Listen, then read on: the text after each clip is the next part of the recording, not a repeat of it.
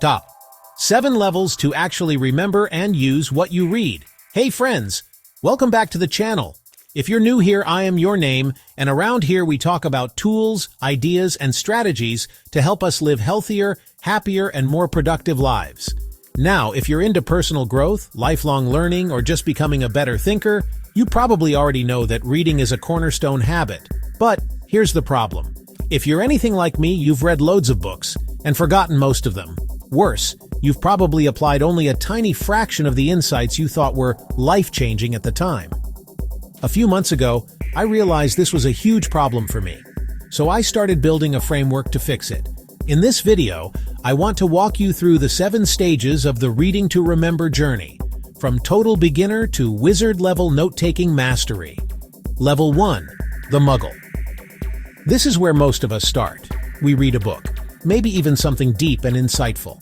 But we don't highlight, we don't take notes, and we don't revisit it later. We're basically hoping the ideas will magically stick. Fine for fiction.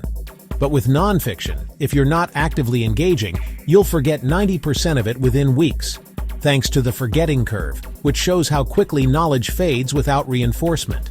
Level 2. The Squib. Here you've upgraded slightly. You start underlining or highlighting the juicy bits. Kindle makes this easy. You can even use a good old-fashioned highlighter if you're reading on paper. The catch? Highlighting feels productive, but research shows it doesn't really improve recall. Plus, your notes stay trapped inside the book, never to be seen again. Level 3. The Hufflepuff. This is where you systematically review highlights.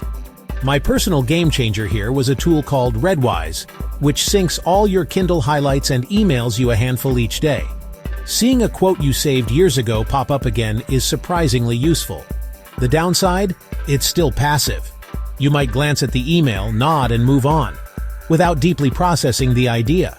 Level 4. The Ravenclaw. Now we get organized. At this stage, you automatically pull your highlights into a central note-taking tool. Notion, Obsidian, Roam, whatever you use.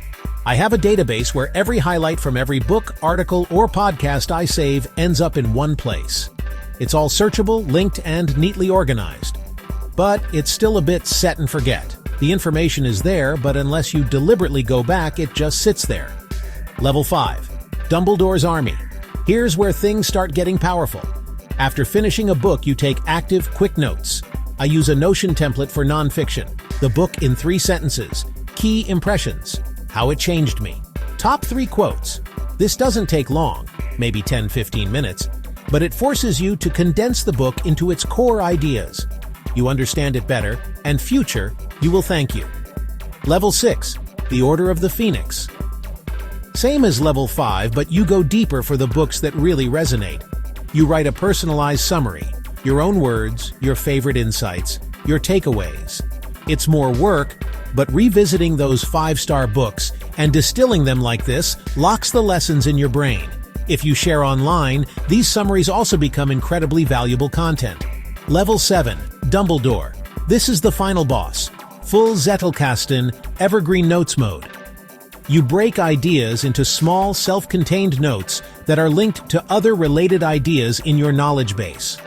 Over time, you build a personal second brain, a network of concepts, quotes, and insights that compound as you read more. It's slower, but if you stick with it, it becomes an incredible long-term thinking tool. Final advice. If you're starting from scratch, aim for Level 5 as soon as possible. Summarize each book in 3 sentences, jot a few thoughts, and store it somewhere you'll revisit. Do that consistently, and in 5-10 years you'll have an incredible personal library of wisdom, not locked away in forgotten pages, but at your fingertips. Thanks for watching, and I'll see you in the next one.